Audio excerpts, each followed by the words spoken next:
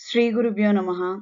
శ్రీ క్రోధినామ సంవత్సరం, ఉత్తరాయణం, పుష్యమాసం, హేమంత ఋతువు, బహుళపక్షం, సోమవారం, 20 జనవరి 2025, షష్ఠి ఉదయం 9:59 వరకు, హస్త నక్షత్రం రాత్రి 8:29 వరకు, వర్జం తెల్లవారుజామున 5:31 నుండి 7:20 వరకు, దుర్ముహూర్తం మధ్యాహ్నం 12:48 నుండి 1:33 వరకు, మళ్ళీ మధ్యాహ్నం 3:03 నుండి 3:48 వరకు.